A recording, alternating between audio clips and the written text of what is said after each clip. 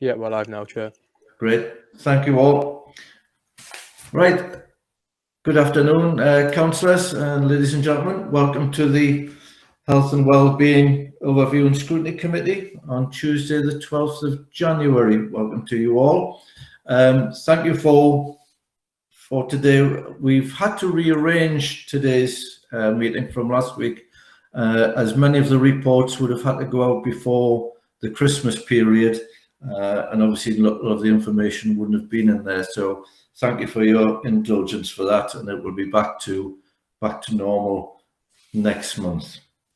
If we can head to the agenda, please, and can we have apologies for absence? I've not received any apologies, Chair. Thanks. I believe that Councillor Dodds and Councillor Sesford may have to leave at about 1:30 to go to another meeting. That's correct, Councillor Benyon. Benyon, thank you. Councillor Chairman, Sorry. it's not Councillor Dodds, it's Councillor Hutchinson's leaving to go to another meeting with Councillor Sesford. Right, thanks for that. Okay, thank you. Thank you. I will be leaving as well. So I was half right. Disclosure of members' interest, please. I don't believe we have any. Forward plan, which is Appendix A in your pile. Chris, is there anything on there?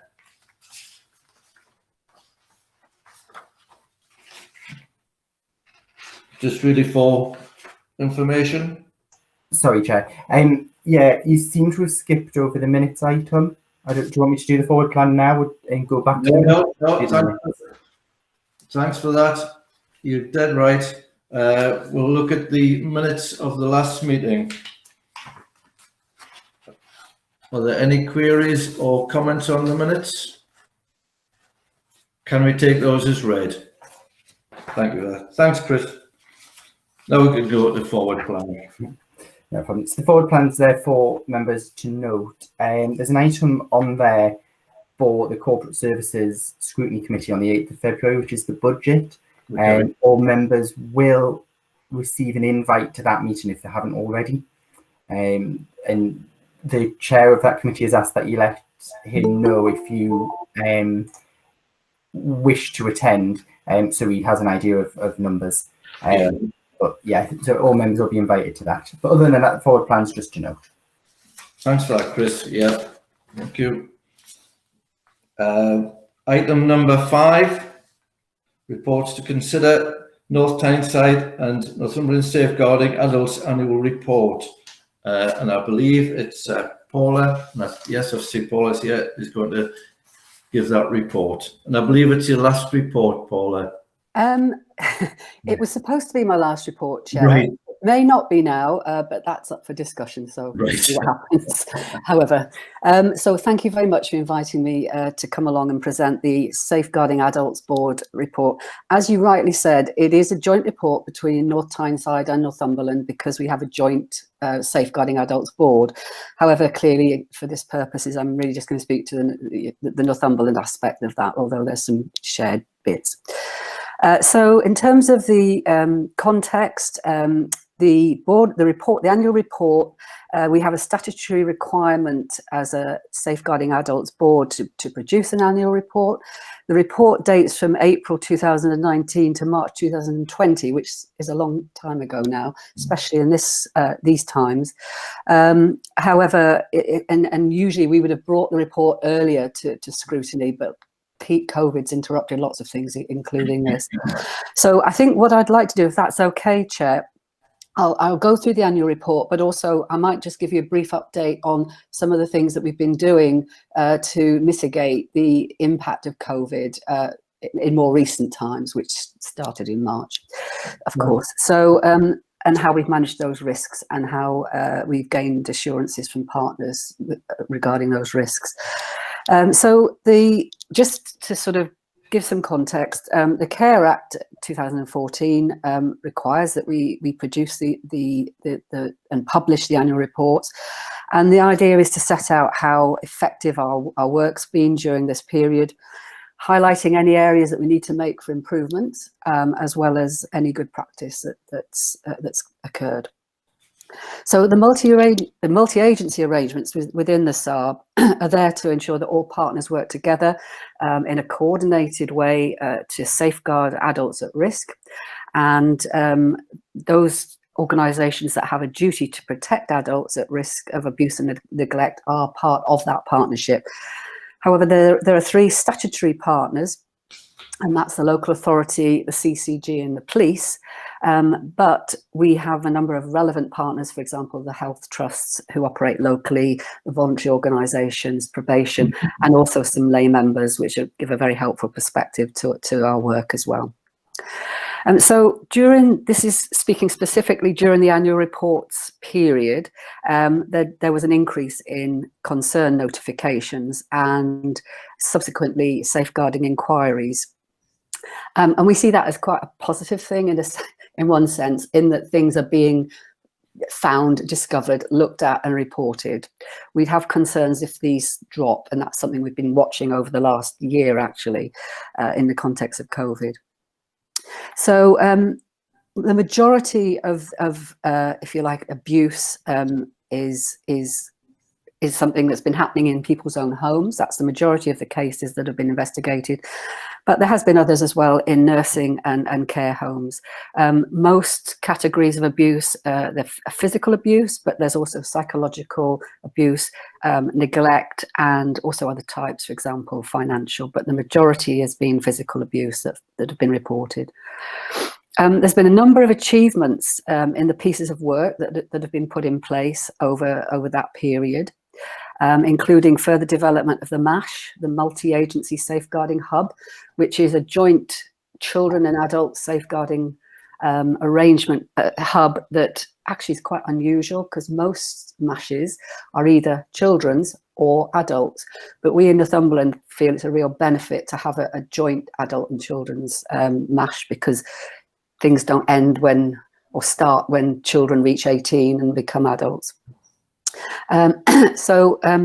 There's been just as one development which has really been helpful. We've had a CNTW worker put in place, as well as a number of other professionals in the MASH, and it means we can really use that mental health scrutiny and aspect to good advantage.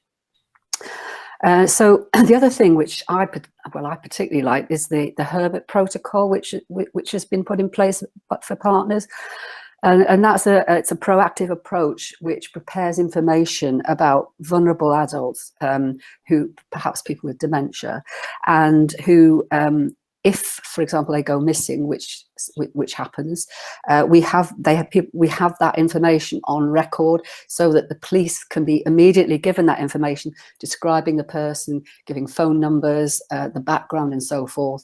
And it's just been, I think, a really helpful protocol that the police have led on, and which the agencies have all sort of taken up and put in place. So going forward, the board agreed to focus on 4 strategic priorities. Everything's a priority, but we have to prioritise priorities as well. So the first one is transitions. We're focusing on managing the arrangements for vulnerable young people who then move into adult services, because that can be, has been described nationally as sort of falling off a cliff sometimes. So that's been a real focus for us to make sure that doesn't happen. Secondly, early identification and prevention of domestic abuse, which is something that's really come to the fore in the last year. In terms of lockdowns and things, the police clearly reporting more incidents of domestic abuse and violence. Thirdly, we've been focusing on different forms of criminal exploitation, so county lines, sexual exploitation, for example. We had an inspection, which seems quite a while ago now, which looked at criminal exploitation. It was focusing mostly on children, but also young people, and where they found that sexual exploitation was something that we really had a handle on in Northumberland, particularly after Operation Sanctuary.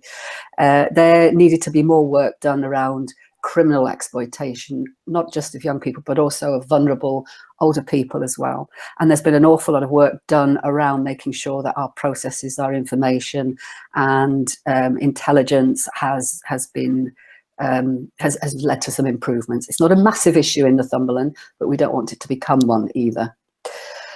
So finally, we wanted to continue looking at embedding making safeguarding personal, so that we can be sure that everybody is engaged and that it's everybody's business, basically. So, as I said, although the annual report includes up to March 2020, just to give you a couple of points of some of the things that we've done during the pandemic. So despite the constraints of lockdown, our key messages to partners has still been that safeguarding duties continue to apply completely, and maybe even more so, in fact. So in the first lockdown, we convened weekly meetings with partners to gain their assurances, then they became fortnightly and monthly. We got various assurances from them. We set up a risk register, a COVID-specific risk register, so that we could ask partners to identify what they thought the risks in particular were around COVID, and put their mitigations in, so we could be assured that things are being done to manage those risks. And we swiftly realised we were doing probably the same thing with children. So we joined up the children's and adults weekly, then fortnightly meetings, because most of the senior managers, in fact, cover, not everybody, but a lot of them covered the same, both adults and children. So that actually worked very well, and it's given us some lessons going forward, really, I think, for how we do things in a more joined up way. So finally, there's been one safeguarding adult review in Northumberland called Leanne Patterson. We've used her name because her family absolutely wanted us to, and although we had a lot of discussion about that, we decided we would do that, although it is very much an executive summary of the case. So that happened last year. We've got an action plan in place, which is overseen by our Safeguarding Review Committee on behalf of the SARB. There's been a few cases referred to the committee, but they didn't meet the statutory requirements for safeguarding adult reviews, but they were still felt that we needed to pick out the learning, and we've done that via various other formats and disseminated that learning to frontline staff. I think that's, I'm happy to take any questions, but that's a very quick run through of what we've been doing. Thank you. Thanks for that, Paula. It was a very interesting report. I've got a couple of questions, but I'll throw it open to the floor first. Councillors, have you any questions for Paula on this report? I can't see any hands coming up. There's just one or two things. The case study that you've just mentioned, there was also on page 5, source of risk, and there's 6% of inquiries ceased because of the individual's request. Obviously on that, what sort of procedures do you have? And I know it'll be down to resources. If somebody has probably been possibly bullied into removing the inquiry or the report, is there a way that you can keep a check on that person? Yeah, I might ask Karen to answer that. Karen is the business manager, so she's got more sort of operational knowledge and overview than I have. So Karen, I'll ask you if you don't mind answering that question. Hello, yes, hi. Yeah, we have quite clear procedures in terms of when we would override somebody's consent to a referral, and that would be in a number of circumstances. So, for example, if somebody lacked the mental capacity to make their own decisions, we would override that. If there was a public interest or there was risk to others, we would override that consent. And then the third part is if we were believed that they were under coercion and control, we would override that. But we clearly document that when we need to override a decision, and that's explained fully to the person. But wherever we can and where people are able to, and we don't feel there's a coercive element or other people at risk, then we are led by the person's decision. Well, that's great. That's a great answer. Thank you kindly. The other one was obviously on page 17 about the alcohol abuse and reliability on alcohol. I did read a report where it was more the sort of going towards middle-aged people were dependent on alcohol, and the younger residents were going more onto drugs rather than alcohol. I don't know how true that is or on that case. I think there is some evidence that suggests that that's absolutely right, and that alcohol, over alcohol use and the over 50s is something that's emerging as an issue. So you're right that is the case. Yeah. And just the other one, which was very sad, really, on the suicide. Again, it's the age group of educating men that it's not embarrassing or a failure to say you've got depression and talk to somebody. But that's great.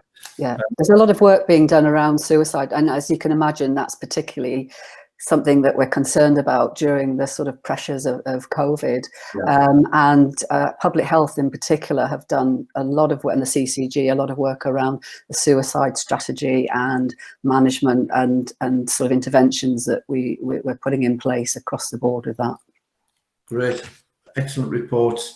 And there's no other questions, so can I thank you both very much for the time and your reports. Thank you very much. Chairs, I have to chair a meeting. Is it okay if I Of course it is. Thank you. Thank you very much. Thank you. Bye-bye. Bye now. Right, councillors, we go on to item 6, which is a COVID vaccine report, and I think Liz Morgan's here and Rachel Mitchison as well, I think. I can see. Yes, for some reason I'm down as James Mitchison, and that's my son's name, so I don't quite know how that's happened actually. But anyway, that's something for another day. If Chris could load up the slides, that would be really helpful, and I'll just rattle through the presentation, but obviously Liz is here to answer really hard questions.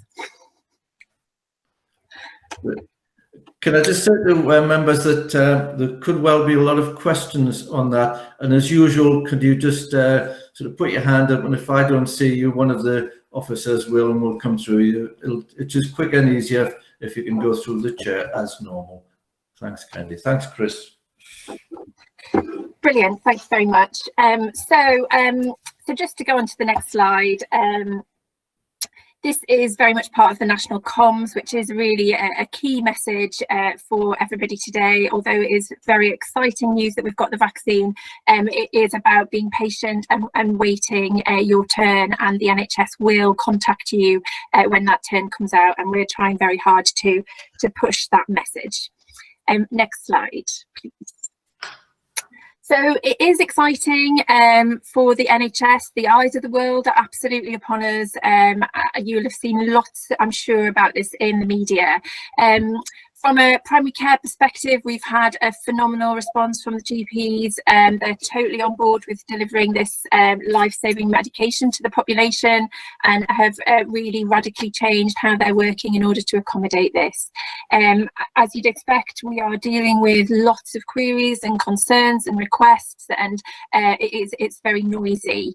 It's also a very fast-moving process. There are a lot of logistical issues, and I think probably every day I retract what I said the day before and say something different, and often I do hear that on breakfast television in the morning, so it is very, very difficult to contain this. So again, key message, be patient. You know, there is enough vaccine for the population, and we just have to go through it in a logical way. Next slide, please.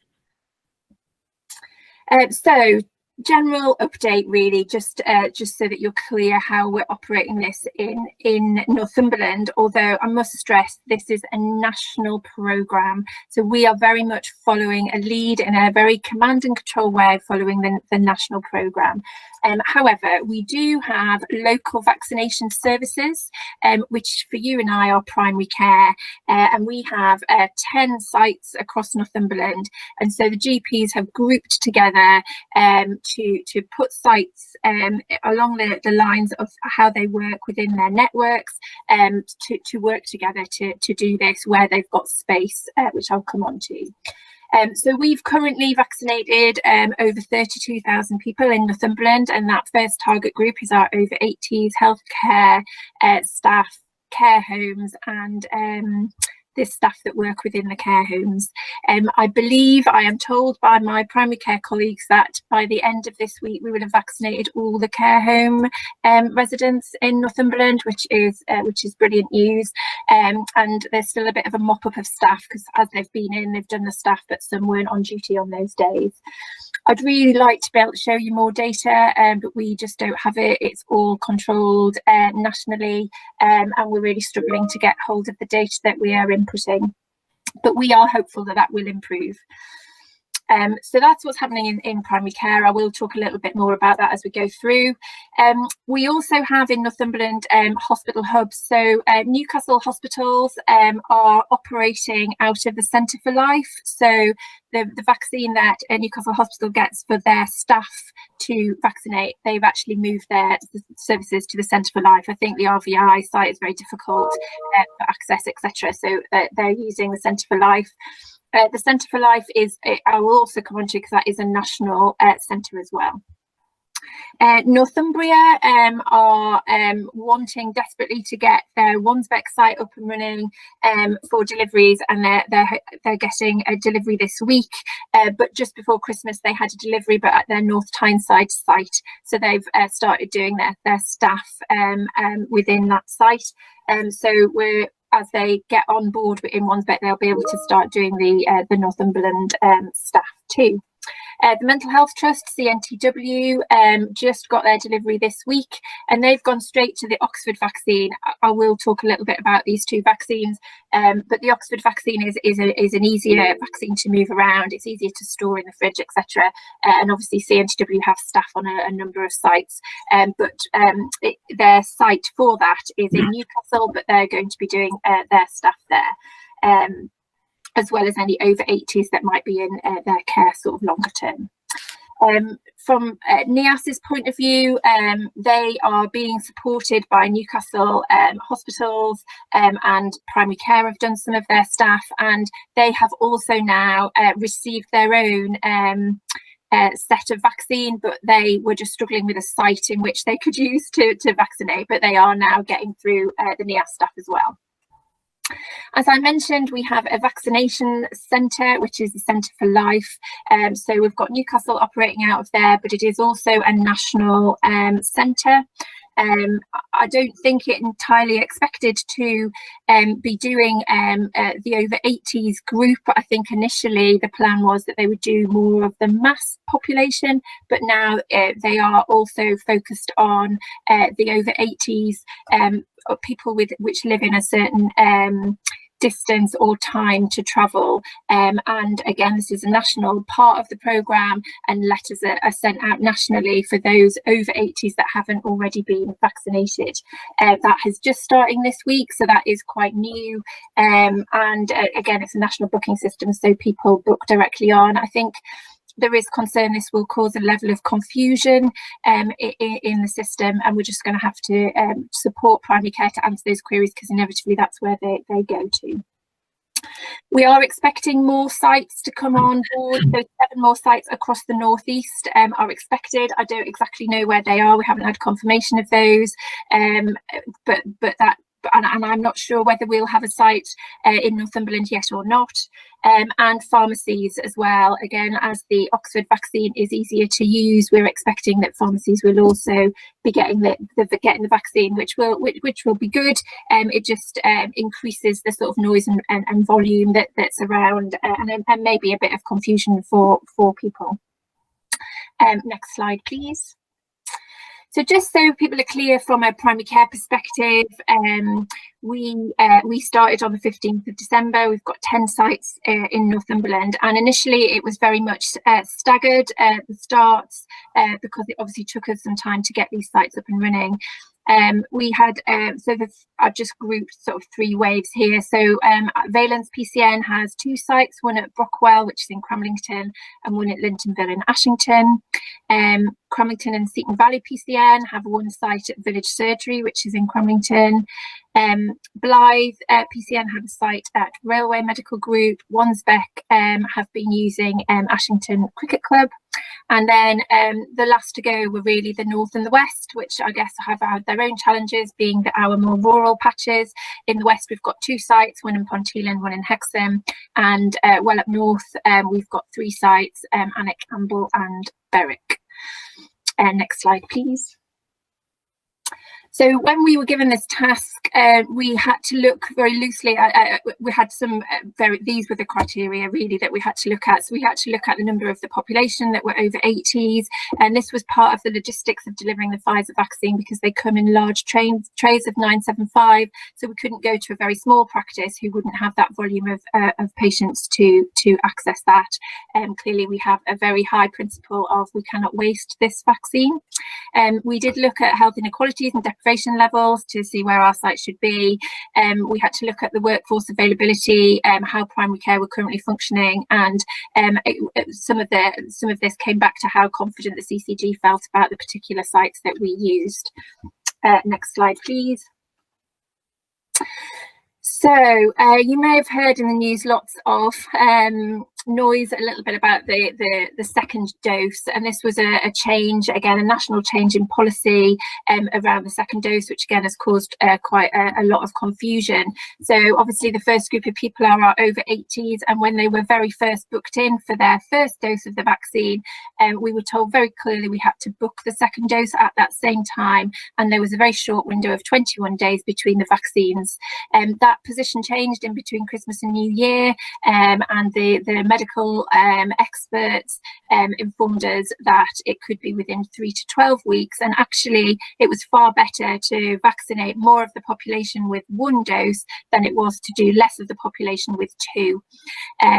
We were able to provide the second dose to people that were very close to that 4th of January date, just because primary care did not have enough time to phone up 1,000 over 80s to cancel them and then rebook 1,000 over 80s for the timing of the vaccine. And when the Pfizer vaccine comes, they only have 3.5 days in which to use it before it's no longer viable. So the timing for that wasn't quite right. So some over 80s that had their first vaccine have also had the second, but anybody that was after the 4th of January, they had to cancel those second doses in order to rebook more first doses. So very, very difficult for people to understand all of that, and has caused some problems. Initially, there was some clinical slack around the second dose. It absolutely now is totally mandated, and I can say that all our GPs cancelled their second doses after that date, and they're now back onto just doing first doses. Next slide, please. So good news, the AstraZeneca Oxford vaccine is now approved for use in England, and this is much easier, easier to move. It lives in the fridge for 6 months. It's very like the flu vaccine, so that makes life much easier for primary care, and also enables better coverage of our housebound patients. So you may have heard from elderly patients over 80 that haven't had their vaccine or been offered it, and they might be part of that housebound group.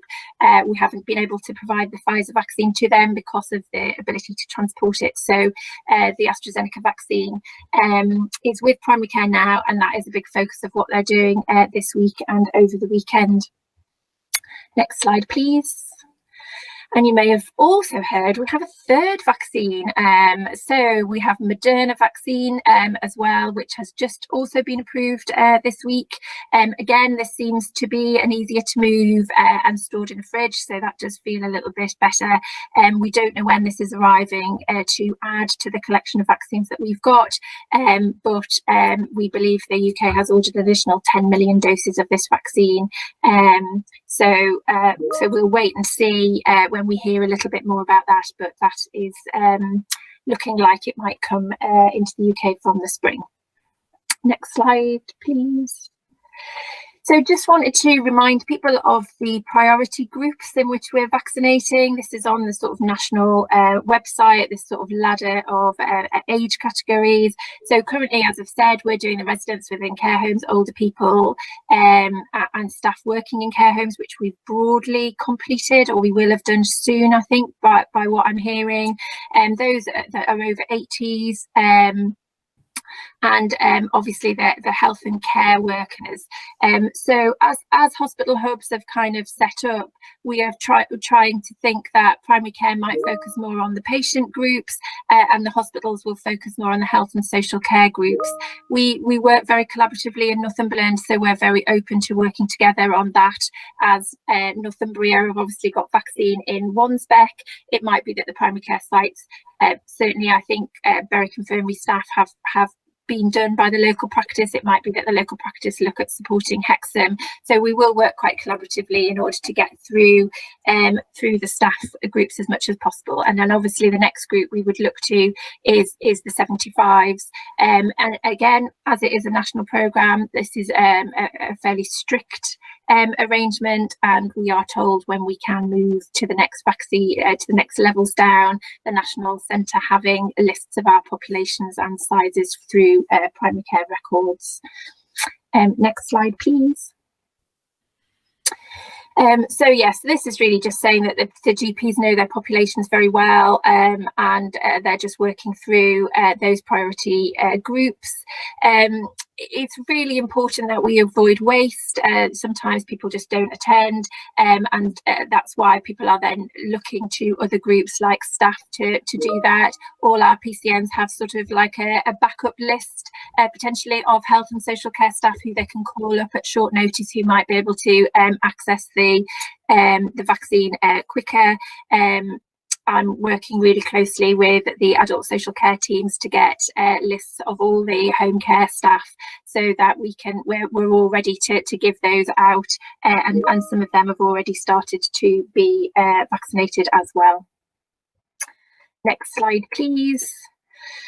So yeah, just a little bit of extra information which might help with particular questions. People may notice that we don't have a site in Morpeth. The PCNs of the North decided to use Alnwick as a site as the sort of nearest for it, because there is 2 Morpeth practices as part of the North group, and Valence chose to use Ashington and Blythe sites. So we have had a couple of queries around that, but that was around their choice, a little bit about sites and how to do that.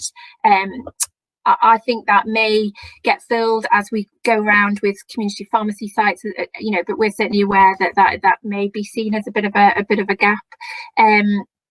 I think additional sites for other age groups will potentially follow as I mentioned, but we don't have a lot of control over that, so we'll just see when they come along. With regard to transport, we have commissioned Age UK to do some transport. So for those people that are unable to travel to a site or don't have family that can travel, primary care is able to book transport. This has been well received and has been working really well in order to get people to those vaccine sites. And obviously now we've got the AstraZeneca, those that are unable to travel will be seen at home. Next slide, please. So key messages is about keeping calm, trying very hard to keep primary care calm as they don't get deliveries or they've had power cuts, we've had everything going on, and just crack on as best we can. Obviously people will be got in touch with when it is their turn to be vaccinated. We're very much going through very key priority phases, which again have been nationally set. And then just to give a little bit of an idea of the numbers, I heard yesterday, this could have changed already, but the North East and Yorkshire have delivered 175,000 vaccines, and 130,000 of those were delivered in primary care. That puts us as the top performing region in England, and we're being very much looked at for how brilliantly we have managed this. Clearly, though, there is a long way to go. We have 5 million to get through, so it is just keeping going as we do, and we are currently in a position where we are we've got a really keen primary care, they're geared up, they're ready to go, but we're just totally reliant on supply. We can't vaccinate if we don't have supplies, and it's very much given to us when it's given to us. We can't order it in advance. It's very much a controlled progress, which is a little bit frustrating. So that's really all I had to say. Obviously, really happy to answer questions. I would just like to give Liz an opportunity to add anything further, and I also know Derry was keen to just provide an update as well. But thank you very much. Thank you very much for that, Rachel. Yeah, I've got Derry down to have a chat as well. Liz, do you want to say anything after Rachel? I think probably just to talk about the priority groups and how those have come about. So the Independent Joint Committee on Vaccination and Immunisation has developed these priority groups for vaccination based on clinical risk. And we know that age is one of the biggest risk factors for the most severe disease. And so that's why the prioritisation process is largely based on age, and also high risk groups like individuals in care homes, people who are clinically extremely vulnerable, and those with a sort of long-term condition. So I'm just aware that there has been quite a push to vaccinate other groups of individuals, like teachers, for instance. But I think in terms of priorities, we've got to focus on those individuals who are at, significant clinical risk. Now, I think probably a lot of teachers and other individuals will fall into that group because, a lot of them will have long-term conditions. A lot of them will be, some of them will be clinically extremely vulnerable. And of course, some of them will be over the age of 50. So a proportion of that sort of secondary priority workforce will be picked up through that process. But I think, the bottom line is that actually, children in schools are generally at lower risk, and teachers and people from other occupations other than health and social care professionals are, probably at no greater risk than other people who are in that same sort of age group. But I'm sure when we come on to phase 2 of the vaccination programme, so when we've vaccinated all of those people over the age of 50, all of our frontline health and social care professionals, then I think at that point the government needs to think about what other groups are considered to be a priority, and I'm sure teachers and other occupations will be considered at that point. Thanks for that, Liz. I can't see Derry, but is Derry Nugent? I am. I'm here. There you are. I've got you now. Thank you. I've got a very strange background. Thank you, Chair, and thank you for allowing me to speak today. Can I first of all say thank you to Liz and Rachel for that presentation, which in highlighting both the process and the progress of the programme. And I think it goes a long way to addressing some of the issues that we at Healthwatch have been hearing. I think what is clear from what Liz and Rachel said is that the need for continued and varied communication on this issue is really important, and that I think is probably my message back to you today about that. Is what we are hearing is a lot of uncertainty from the public about various aspects of the programme, and I think one of the really interesting sort of sub themes we've had as well is the understanding of how much is under local control and how much is nationally directed. And I think a lot of the questions almost stem from that. And I think your presentation brought that out quite well. And I think that's part of the communications that would be good going forward. The issues that have been lodged with us fall into 2 categories, absolutely clearly, which are when and where will I be vaccinated? So again, no surprise to everyone, and I'm sure all members have had exactly the same questions asked of them.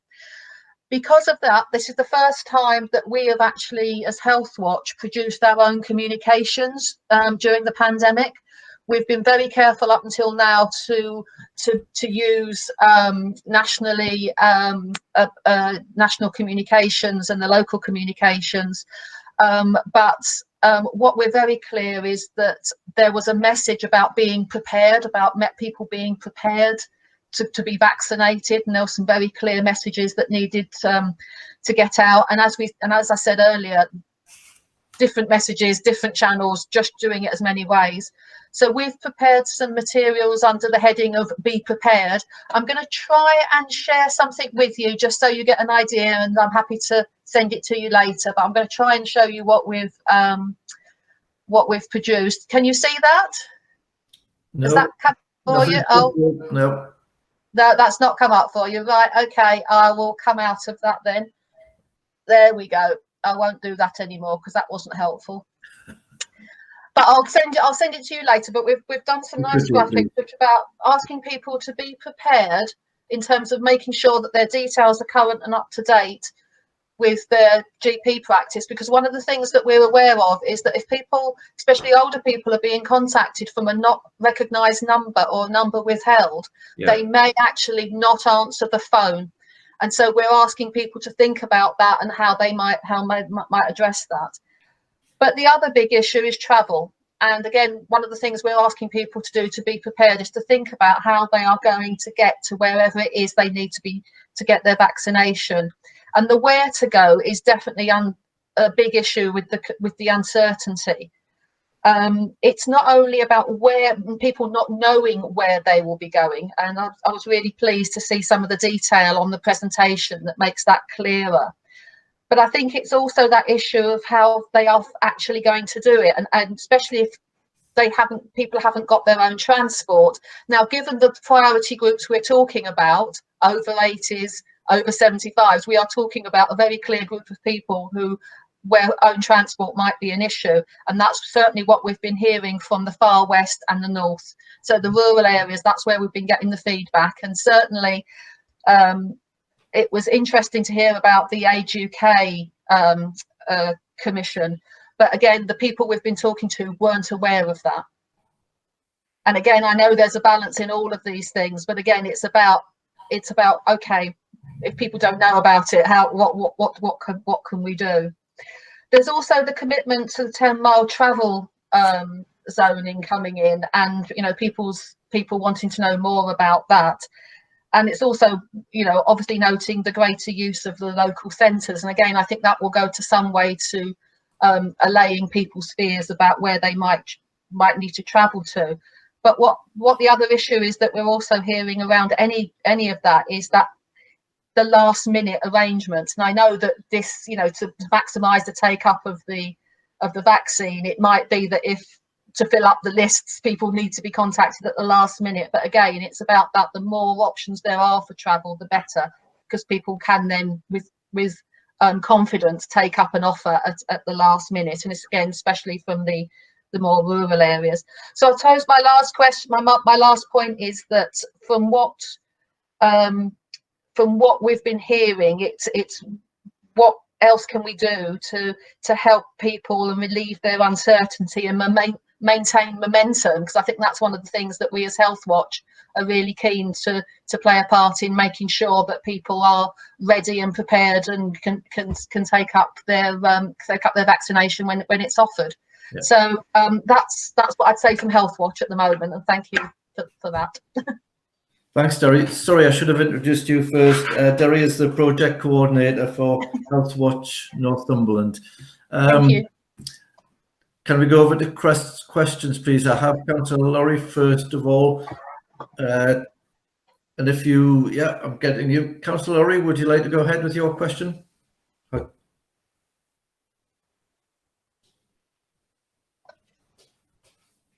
You're still on mute.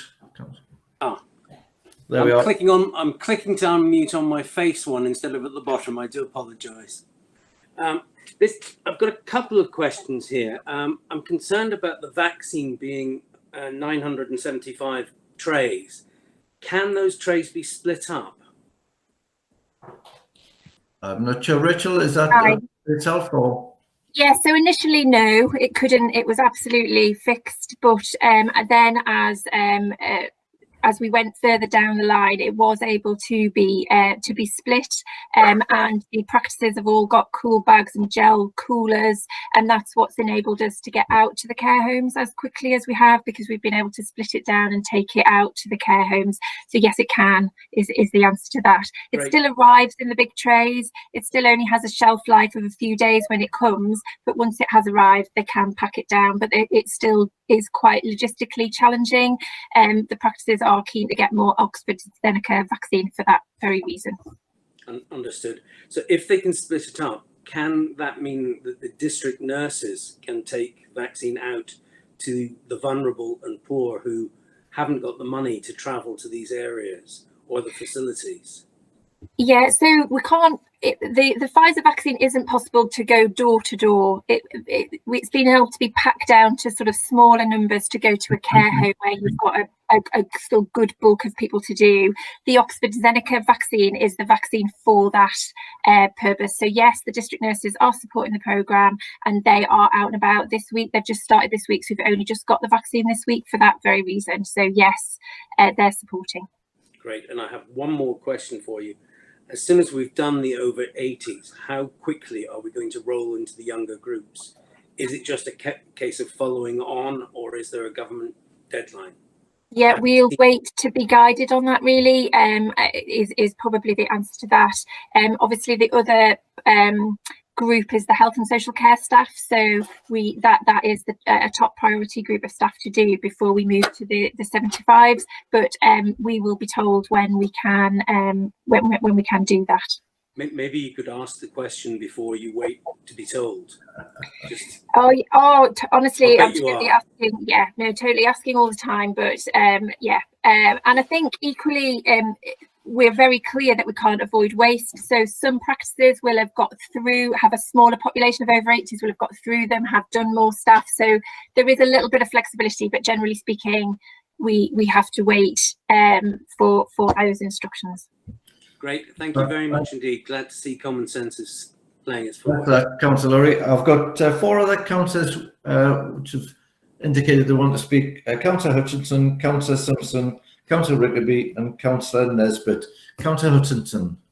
Thank you. It may sound a silly sort of a question, this, but I'm going to ask it anyway. I think I know what the answer will be. Can the vaccines mix and match? Can you be vaccinated with one vaccine first of all, and then another vaccine later on? I thought that would be the reply. It's okay. Now I know I can pass that on to other people. Yep. Can I make one other comment? I think teachers should be prioritised. Basically, I've had quite a few teachers and teachers' partners, husbands, wives, very concerned that their loved ones are going into schools, and children will be able to get with it. Won't affect children very much, but they will then possibly affect or if they are infected, affect the teacher. So I think really that is one group that should be prioritised along with other health workers, etc. Thank you. Thanks for that, Councillor. Councillor Simpson, I think I saw your hand up. You did. Thanks, Chair. There's some absolutely amazing work going on, and the pace it's moving is brilliant. But my question is, I've never heard anything about how are we going to reach the homeless people? And there are quite a lot of them out there. So how are we going to engage with homeless people? I don't know who wishes to take that one. It's a good point, because I was reading a report on that as well today. Who would like to take that one? Chair, I'm just happy to say just a little tiny bit, because I know that Liz and I have had some communication recently in relation to homeless people.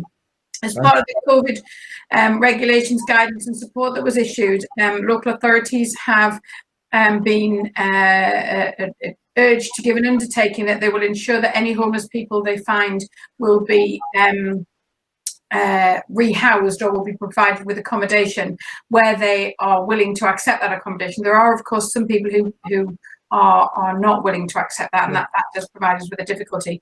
And I think under those circumstances, we try to register them with a GP, or try to ensure that they have access to medical assistance at that or medical support at that particular point. And I think we'll probably need to consider that as part of the ongoing vaccination programme, about how we when we identify somebody who's homeless, when we're providing them with accommodation, how we then can undertake to ensure that they get access to the vaccine via a local GP at that point in time. Thanks for that, Kath. Councillor Simpson, is there anything else you want to come back with? Just to say thanks to Kath for her reply, but not all homeless people will engage. Yeah. So it's going to be very difficult to engage with the homeless. But thanks anyway. It isn't, and obviously the other bit is that the vaccination is entirely voluntary. Yeah. So I think there will be some people who will not want the vaccination, but I think when in any contact that we have with homeless people, over the coming months, we will have to, the questions that we will have to be asking them is about the vaccine, about where have they been vaccinated and whether or not we can get them vaccinated. Yeah. Thanks for that. Councillor Rickaby. Thanks, John. Thanks, Chair. Yeah, a couple of questions, please. First, I'm going to start with the vaccine. I suppose, and if I apologise if I should know this from all the media stories we've had, but is there any difference other than storage, is there any difference in the vaccines? And therefore, is there any difference for its efficaciousness? Then I'll come on to, Kath just mentioned there about it is voluntary. So I was going to ask whether there's you have any numbers of people actually refusing to have it, and whether some of those refusals might have been the non-attendances. And does that then have a knock-on effect to the vaccine? Because once it's been taken out of the fridge and defrosted and so on, are then the areas that are actually trying to give the vaccine finding themselves with vaccine that can't be used on that day because they haven't got the numbers of people coming through to actually use it? I hope that makes sense. I've tried to join it up. So shall I answer a couple of questions? So in terms of data, I think that is one of the areas of frustration at the moment. We have virtually no information about uptake data. So for flu, we get extensive reports about the uptake across various groups at quite a low geographical level. But for this COVID-19 vaccination, we have got really very little data which is of any use. So, we have been pushing through multiple avenues through the LGA to get access to this data, but as yet, NHS England are being a little bit close-fisted. But they have promised to, I think they have said that they're going to make more data available, but we're still waiting to see what that looks like.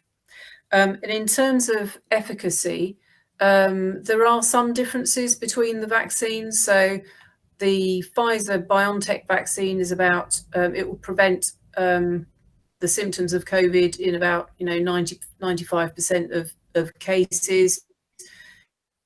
The AstraZeneca vaccine overall is about 70%, but actually they looked at a wider range of vaccination schedules, and some of those are more effective than others. And then the Moderna vaccine, I'm afraid I have to admit I haven't actually looked up the data for that yet, but we're not going to get it until the spring. Okay.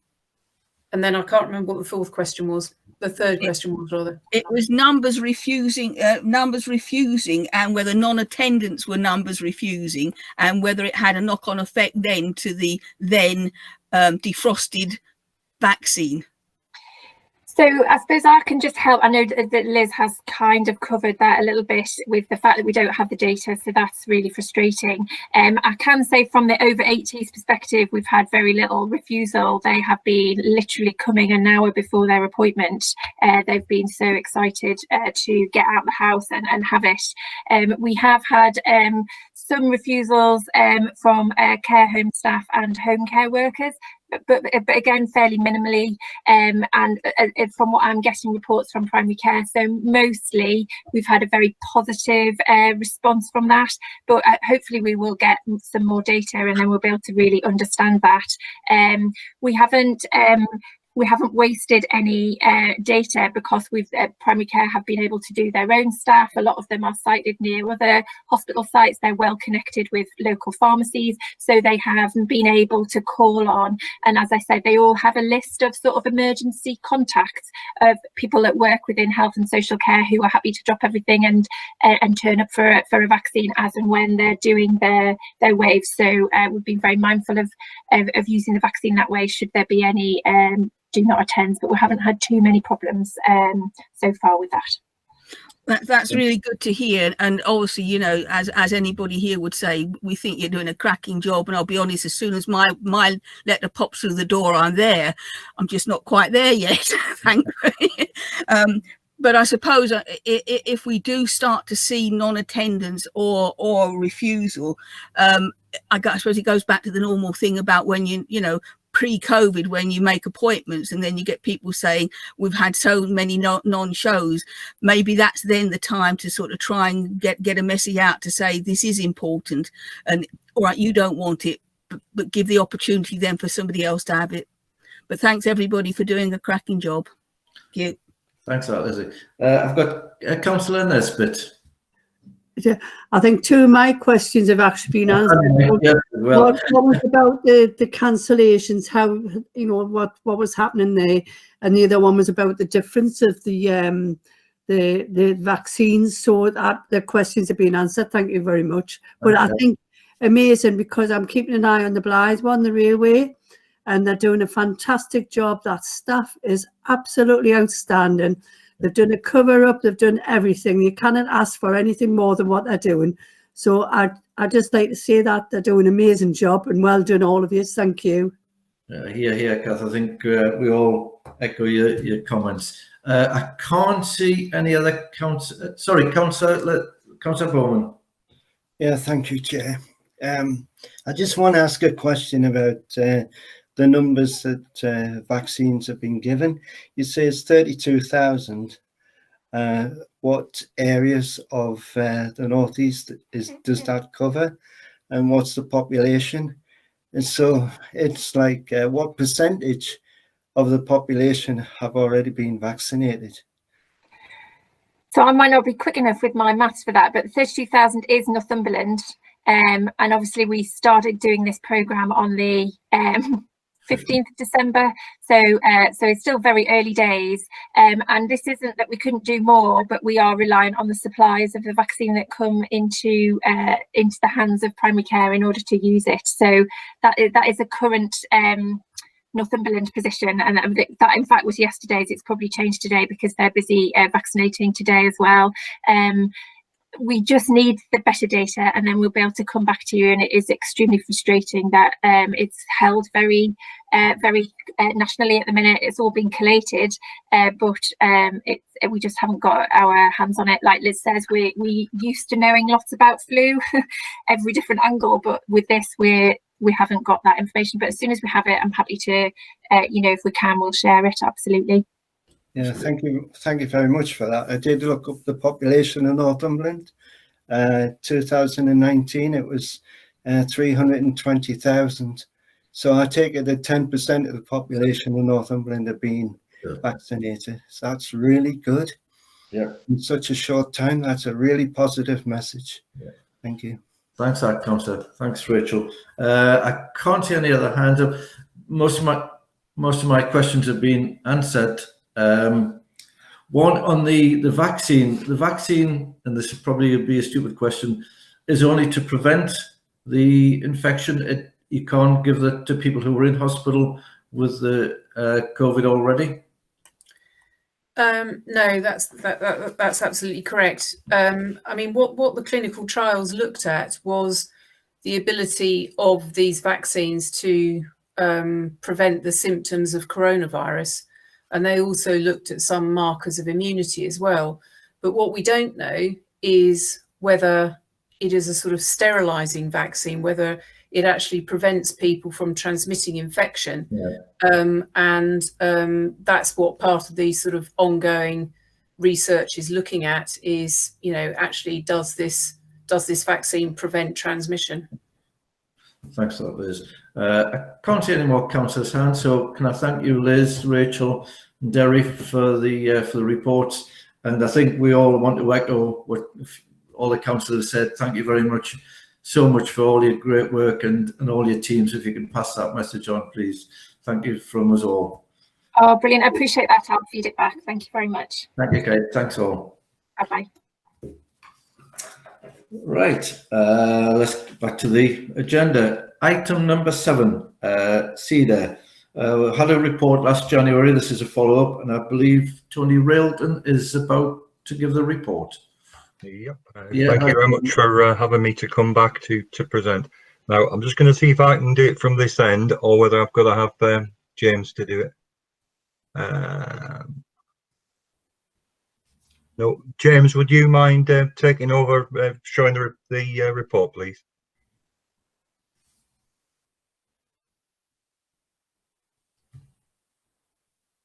Will I just check, Chair? Can you hear me okay? I can hear you fine, yeah. James, if we could please put the report up, please. Thank you.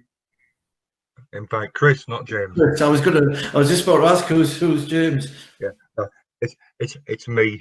Anyway, thanks very much for having me back. And basically, we agreed last January that I'd come back and give an update on this very important project for Northumberland and Newcastle. So if you just got the second slide, please.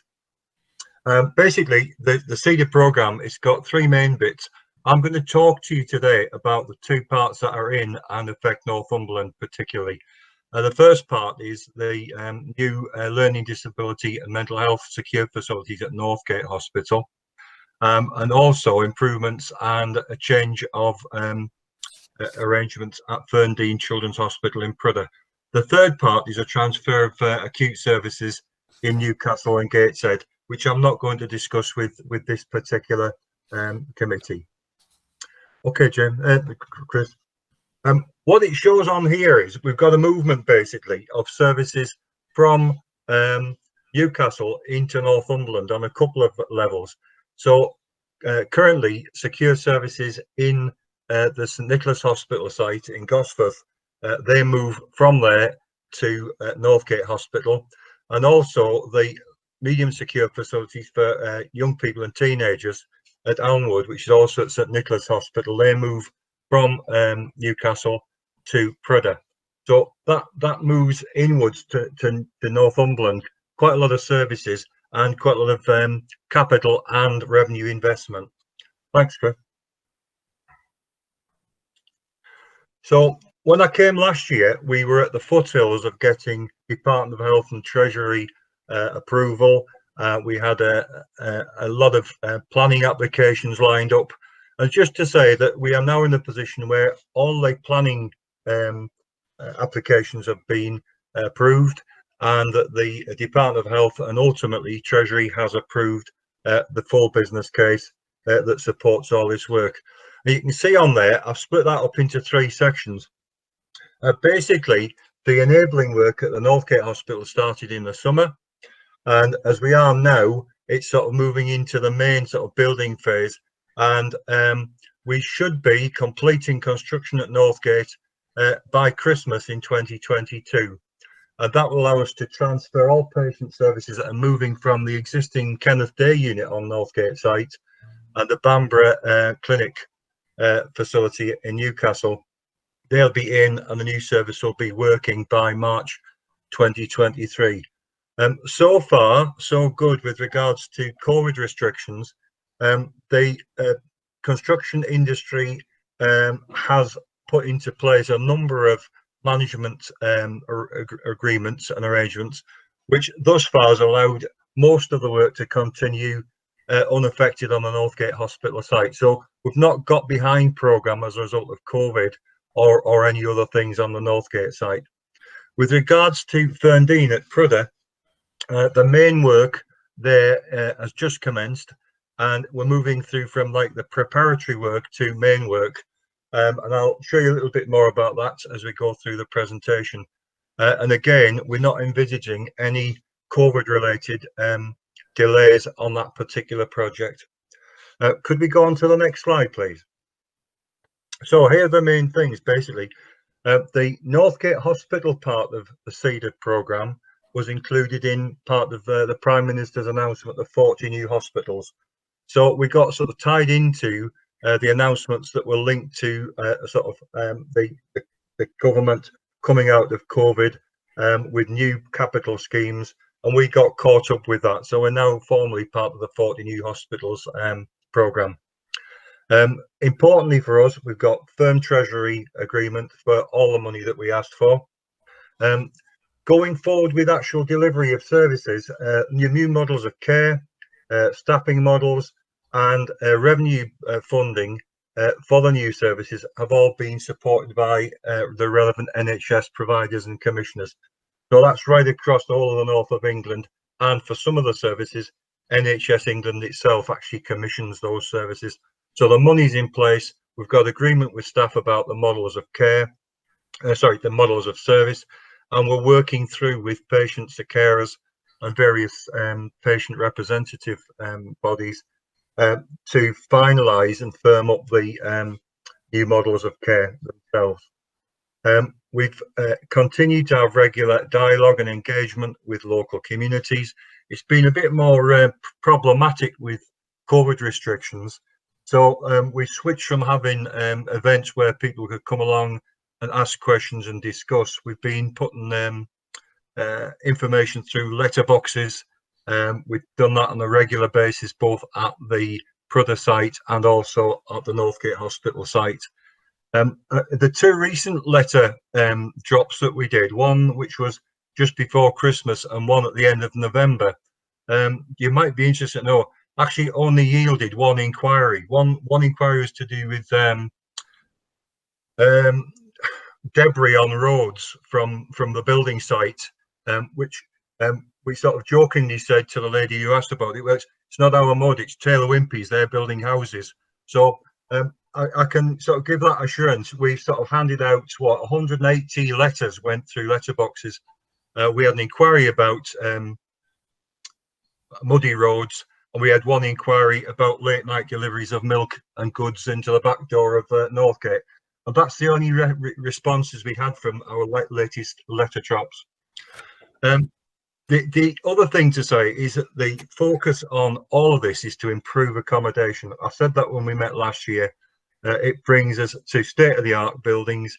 It allows our staff and patients and their carers and relatives to enjoy accommodation which does the job it needs to do, which is in a sort of a secure environment, focusing on rehabilitation and working on with people to allow them to step down from those higher levels of security as time goes on and they're assessed to be well enough to move on back to the communities that they've come from. Some people, of course, will be with us for a very long time, and some people might not leave formal care for the rest of their lives. It might not always be here, it might not always be with the Northumberland services, but for some people it may be a lifelong commitment of care. The children and young people's low security and open services at Ferndean actually support a natural, what we've called a natural step down. So you get some young people who, for their own safety and to make sure that we can look after them in a very organised way, are enclosed. They are kept within a secure boundary, and as time moves on and their conditions improve, this will allow us for them to move from a medium secure to a less secure environment, planning ultimately for their discharges. The last thing I'd say on there is that the whole programme was very much set up to try and provide a positive impact on everybody, staff, carers, patients, young people, and largely speaking, with the engagement that we've managed to achieve with them through various events and ongoing dialogue with patients and their families, I think we're achieving that quite well. Okay, Chris? So, and this is an artist's impression of what the front part of Northgate's going to look like, the new part. If we just move on, please, Chris. And just to remind you, this is a new 6-ward medium secure facility providing 74 beds. That's now underway. And if you could just move on to the next you can see probably easier on that one. The bottom part of that site is all brand new building, and that's where it abuts to the Taylor Wimpey housing on the sort of, you're looking at it on the bottom left-hand corner. And further on ahead would be the housing, which is the Persimmon housing, which is further onto the main road roundabout. The trust continues to own woodland to the east and eastern north of the site, and will continue to own that long term. So it provides a really nice environment in which we can deliver these services. We'll move on, please. Ferndean Hospital, this is the existing view if you were to come off Moor Road at Prudder, looking from the housing development opposite, and that largely remains as is. The only difference, if you are going to look at that going forward, would be on the immediate right hand side, you can see like a dark coloured gate with a sort of a green border. That's actually an artist's impression. That's not there at the moment. So comparing current to future, that would be the only difference that we see at that point. Okay, please. And again, please, I'm not going to look at that one. So at Ferndean, just to remind you, we've got 14 beds transferring from St Nicholas Hospital, a medium secure facility for young people, teenagers and young people. And that would add to the existing general beds that are already provided there for young people from largely Northumberland, Newcastle, Gateshead areas. So that takes the current bed number. We originally had 40 beds there. Going forward, will be 38, of which 14 will be highly specialist. We've looked at the quality of buildings. We've been able to reuse the buildings that we've already got, and looked with our staff teams and the kids and their parents to work with the architects who did the original development and make this a very attractive, appealing, therapeutically stimulating sort of building. With very little actual building work on the outside, it's mostly about reworking the inside stuff. And just to give you some sort of context about that, the development here, the capital costs about £8.5 million in total. So there's quite a lot of money being spent on developing a highly effective, clinical, stimulating environment for young people. Okay, thank you. And then keep going, because we're not going to talk about Bamber Clinic. And I'll just go to my summary at the end, if you please. So you asked me to come back and just tell you how we're getting on. The good news is all the money's sorted out. Government is fully supporting that. The clinical models are all sorted out. The staffing models, we're now entering a phase of formal consultation to comply with law. But the work we've done with staff thus far has been very positive. We've got good feedback from our trade union colleagues, and we don't expect that that's going to cause any major difficulties. Our builder, which is Sir Robert McAlpine, they're plodding away, compliant with the current guidance for COVID management. A good thing for us is it moves some isolated services into more compact areas, so we get better value for money, and importantly, we get better value for staff into working. Last thing for me is for local interest is it also rationalises further land use at the Northgate Hospital, and I'm going to be working with the trust on selling further land and looking towards bringing that forward for existing possible housing use in the future, not for this committee, of course, but that's what we'll be doing. And lastly, the whole thing pulled together, it makes financial and care delivery sense in our delivery of services to try and maintain our CQC outstanding rated service delivery. So that's it, basically. Everything's going as we planned. Everything's going okay. We've got good feedback from Treasury, very, very good feedback from Department of Health. We've got full buy-in from commissioners of services, and we've had really good feedback from patients and their carers. Great. Thank you, Tony. Thank you for coming back to give the update. It all sounds very good news. I know that it was either yourself or colleagues came along in 2019 to a couple of the Morpeth forums to explain to the public what was happening. So that was great. So good consultation. Looking around, can any councillors have any questions for Tony? We've got Councillor Simpson, Councillor Bowman. Councillor Liz?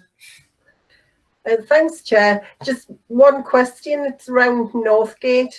For your inpatients at Northgate, for the families visiting, public transport's not very good. Will that be looked at to improve the public transport to Northgate?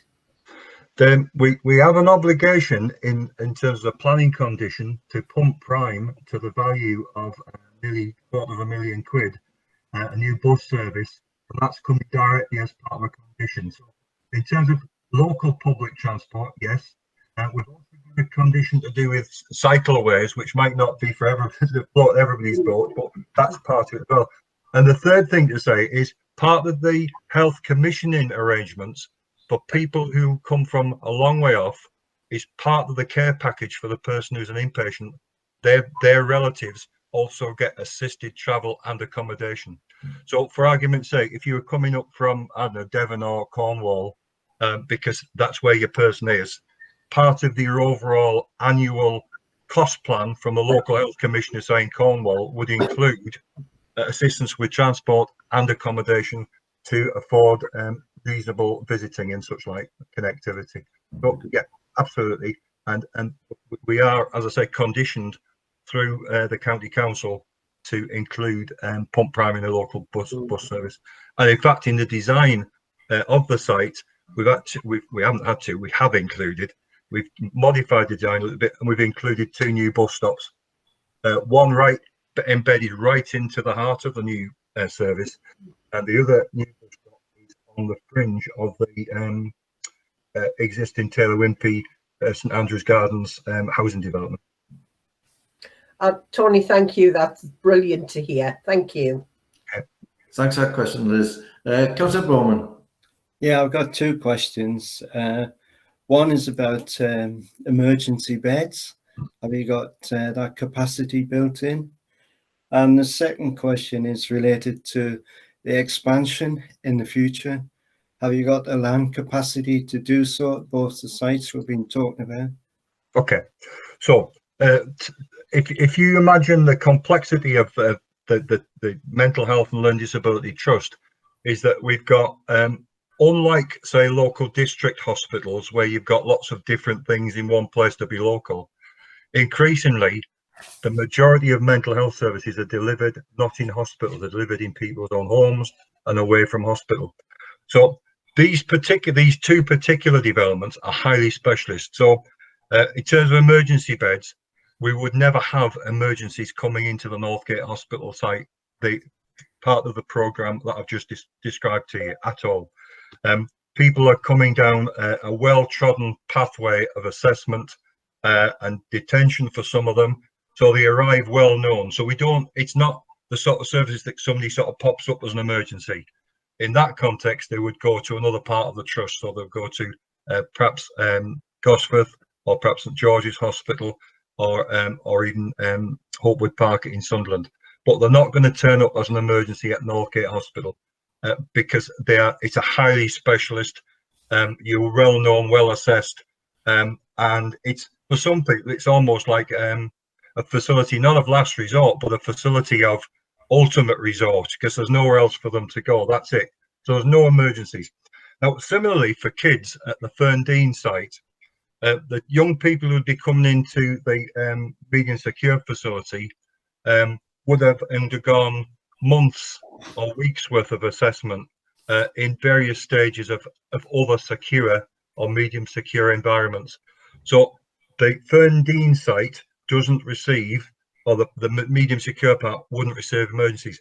However, there are beds at the Ferndean site for genuine emergencies for young people, for kids, teenagers who are coming in as emergency inpatient accommodation. But that is built into the modelling. So the number of beds we've got on a modelling perspective would indicate that we have capacity for that. But again, I would say there are fewer and fewer and fewer young people coming into hospital. The reason the bed numbers have gone down from 40 to 38 and we transfer 14 over is because the government strategy called Transforming Care means that local authorities and health services cannot actually admit young people to hospital anymore unless there is a massive need which has been assessed out. So at one time you might have had loads of kids, say at Northgate Hospital when there was a children's department. Those days have long since gone. And in terms of transforming care, which is the last sort of 3 or 4 years, the demand on beds at Ferndean has gone down and down and down as the money has shifted and the government has directed that services are presented at home and near to communities. So yes and no to your answer, I suppose, that we wouldn't have people being admitted in emergency, but where it would be, the kids service has got that capacity. Do you remind me what your last part was, Councillor Bowman? Because I brought. Yeah, it was about expansion. Have you got the land capacity in the future?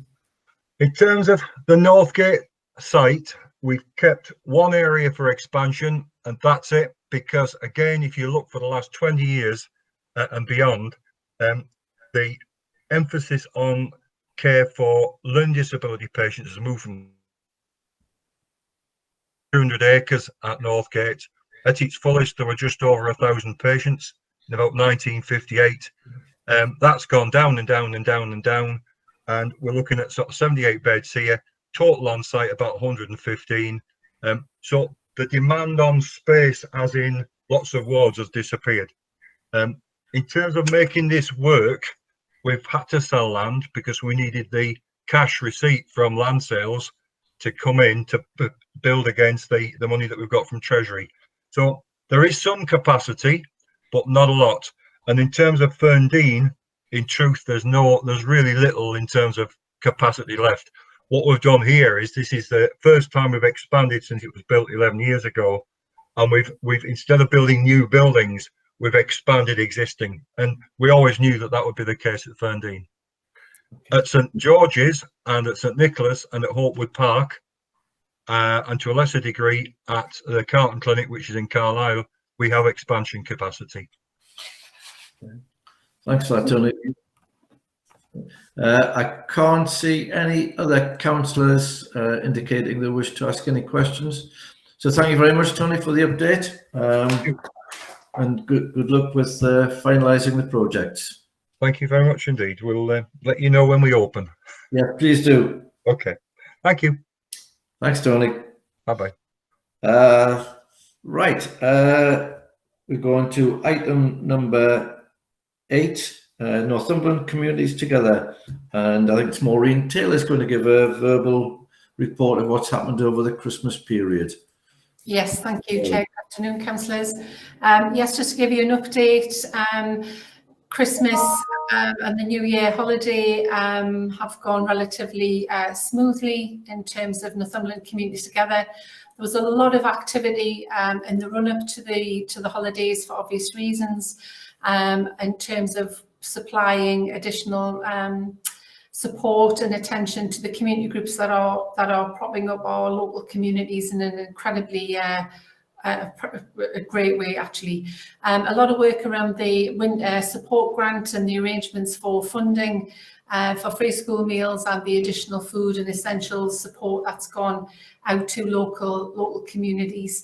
That's gone down particularly well. Paul Brooks is on the call if you want any additional detail on that work, but everything from free school meal food vouchers, pay point arrangements to deliver additional cash to vulnerable families, and a piece of innovation which I think is incredible, which is called Northumberland Choices, which allows vulnerable people or families to get support from food providers in their locality. We've done a pilot in Berwick, and they can opt to have a food delivery or actually go and have a meal with their family with a food provider. So that little pilot went really well before we got into the tighter lockdown before Christmas, but that's something that we're quite excited about, taking that forward.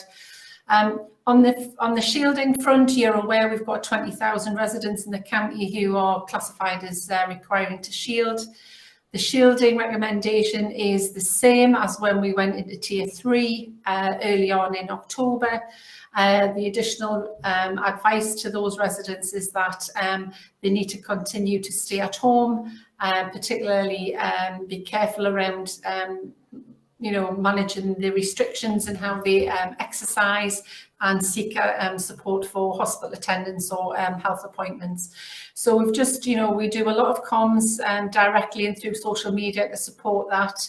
The calls into the support hub have not escalated over Christmas and New Year, and I think that's all credit to the work that's been done for the last 9 months around reassuring residents that we're here to support them, and the mechanisms are already there and built in.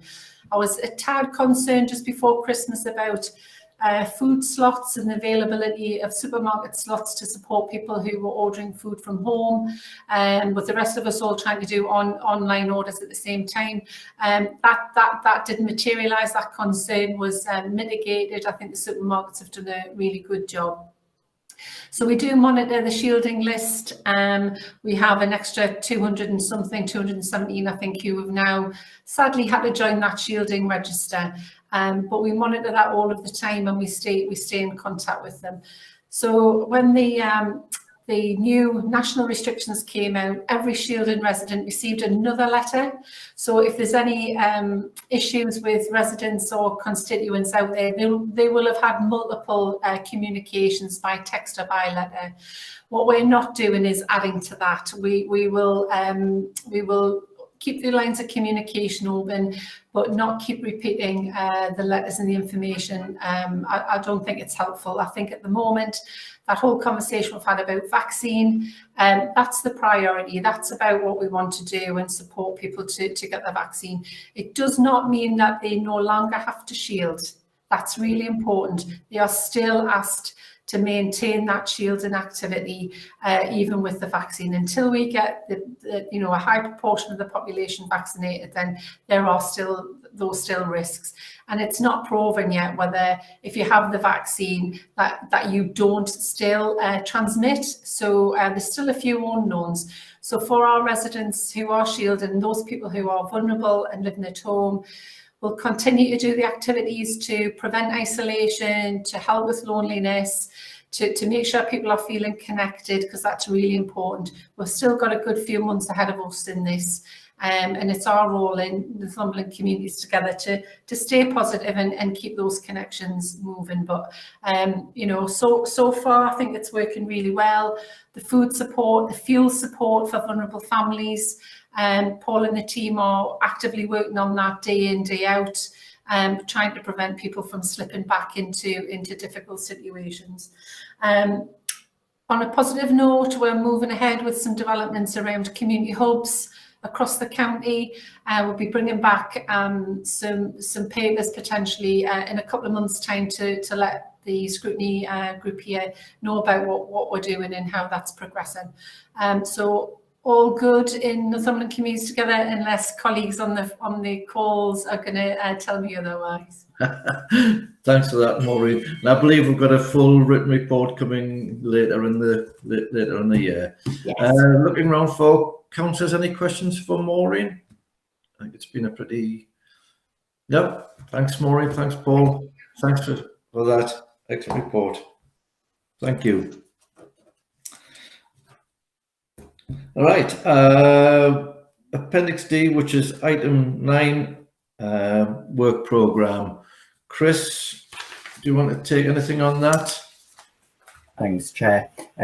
Work programmes there for members to note. At the next meeting in February, we'll have a report from Northumbria Healthcare on their COVID-19 update. So that'll cover what they've been doing since they last gave one in, I think it was about September time. They'll give an update on that and how they've dealt with winter pressures. And we'll also get a report from Northumbria on cancer performance and how that's fared over the last 12 months. As always, if there's anything members want to add to the work programme, they just need to let either myself or the chair know. Yeah, thanks for that, Chris. Yeah, just to reiterate that, if there's any items that any members of the committee would like brought onto the agenda, please let myself or Chris know. That's good. Any urgent business? I don't have. The date of the next meeting is February the 2nd on a Tuesday. Thank you all for attending. Thank you again for accommodating us when we had to change the date. Thanks all.